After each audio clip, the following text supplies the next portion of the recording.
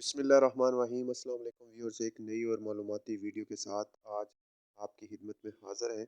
Election 2023 की बात करेंगे। 14 मई 2023 को इलेक्शन मुनक्कद हो गए। इतवार के दिन ये जनरल इलेक्शन था पूरे तुर्किया में। तुर्किया के 81 सूबों में ये इलेक्शन का इनकाद हुआ और तकरीबन 65 मिलियन वोटर रजिस्टर वोटर थे तुर्किया के अंदर। और टर्न आउट बड़ा खुशाइन था। एक रिकॉर्ड टर्न आउट वोटिंग का रहा है। बल्कि पूरी दुनिया में अगर हिस्ट्री की बात की जाए तो कुछ ही ममालिक हैं जहाँ पे 80 प्लस रेशो रहती है टर्न ओवर की। तो तुर्किया के अंदर खासी गहमा गहमी देखने के मिली है इतवार के दिन। और तुर्किया में ये इलेक्शन काफ़ी पुरअमन और कामयाब तरीके से इनकाद किया गया। सादे लफ्ज़ों में अगर बात की जाए तो तुर्किया में जो डेमोक्रेसी है या जमहूरी निज़ाम है, इसको चलाने के लिए हर 5 साल बाद आपको इलेक्शन करवाना होते हैं, जनरल इलेक्शन। और जनरल इलेक्शन में दो हिस्से इस मुकम्मल जमहूरियत के निज़ाम को चलाने के लिए ज़रूरी हैं।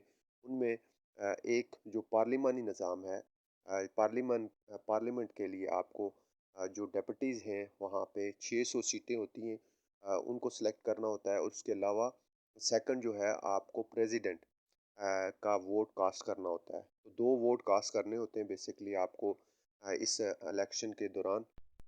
तुर्किया के अंदर 14 मई इतवार को इलेक्शन हुए और तकरीबन 81 सूबों में जो रजिस्टर्ड वोट था ये 65 मिलियन के करीब रजिस्टर्ड वोट था। और इसमें एक बड़ी तादाद जैसा कि 50 और 55 मिलियन के करीब लोगों ने अपना वोट कास्ट किया और एक बड़ी टर्नओवर था। अगर पूरी दुनिया में बात की जाए टर्नओवर की तो ये रिकॉर्ड टर्नओवर था, 80 प्लस के करीब था। और आप इस बात से अंदाज़ा लगा सकते हैं कि जमहूरी निज़ाम को तुर्कश लोग किस हद तक पसंद करते हैं। और अगर बात की जाए कि इस इलेक्शन के दौरान कितना वोट जो है सदारती उम्मीदवारों को मिला या पार्लियामेंट सीटें कौन कौन सी जमातों ने हासिल की, इसकी तफसील हम आपके साथ मज़ीद शेयर करेंगे।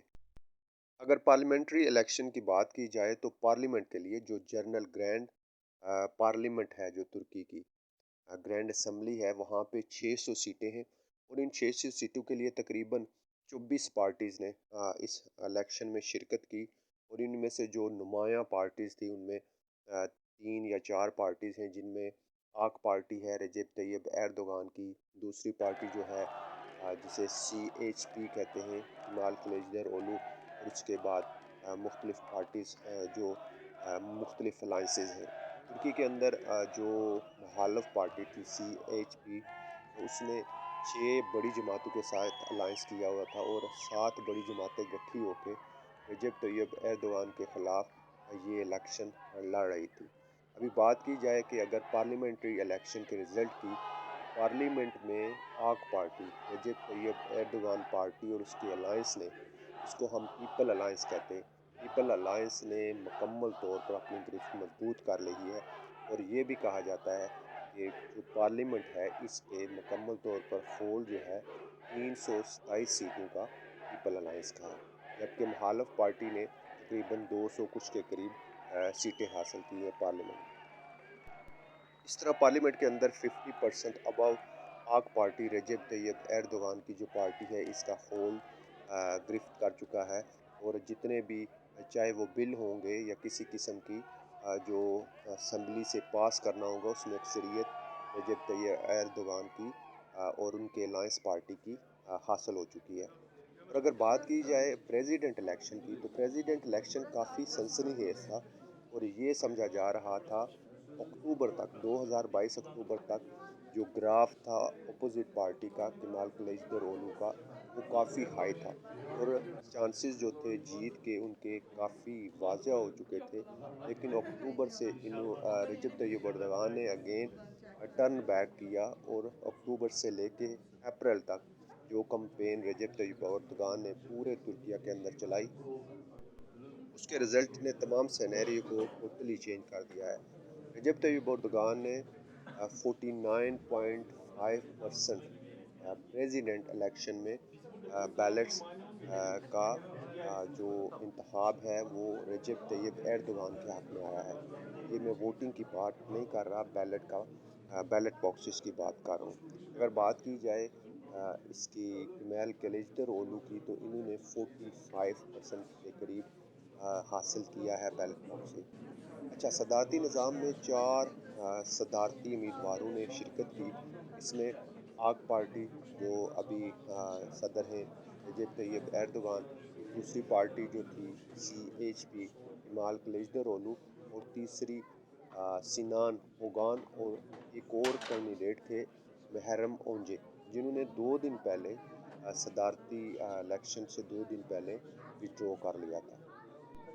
چوتھے امیدوار کے وڈرو کی وجہ سے کافی صورتحال پہ یا صدارتی الیکشن پہ کافی اثر انداز ہونا تھا، کیونکہ چوتھا جو امیدوار تھا یہ CHP کے پہلے صدر رہ چکے تھے، اور انہوں نے اپنی جماعت بنا لی تھی، جس کی وجہ سے رجب طیب ایردوان کے لیے یہ مشکلات بڑھ گئی تھی۔ لیکن اگر بات کی جائے پچھلے کچھ عرصے سے، جس طرح کا انفلیشن ریٹ کافی ہائی ہوا ہے ترکی دوران، اور اس کے بعد ارتھ اور اس طرح کے مختلف معاملات میں جو لوگوں کی عام رائے تھی وہ ایردوغان کے کافی مخالف تھی، لیکن آخری 6 مہینوں میں انفلیشن ریٹ بھی کافی حد تک نیچے آیا، اور جو رزلٹ آیا ارتھ کوئک کا ریلیف دینے کا، اس نے کافی حیران کن جو رزلٹ نکالے ہیں، کیونکہ خطا یا عائدی مان جتنے بھی علاقے تھے ان سے یہ توقع کی جا رہی تھی کہ یہ رجب طیب ایردوغان کے مخالف جائیں گے، لیکن ایسا نہیں ہوا۔ دیکھنے میں آیا کہ یہ جتنے بھی علاقے ارتھ کوئک سے جو متاثر ہوئے تھے، ان میں رجب طیب ایردوغان نے مکمل طور پر کامیابی حاصل کی ہے، اور اس سے پتہ چلتا ہے کہ جو لوگ زلزلہ زدگان تھے انہوں نے جو ان کی ریلیف کاروائیاں تھیں اس پہ مکمل اعتماد کا اظہار کیا۔ اگر بات کی جائے صدارتی الیکشن کی، تو صدارتی الیکشن میں رجب طیب ایردوغان نے 49.5% بیلٹ باکسز میں کامیابی حاصل کی ہے، جبکہ مخالف پارٹی جو کمال کلیجدار اولو تھے، انہوں نے 45% بیلٹ باکسز میں کامیابی حاصل کی ہے۔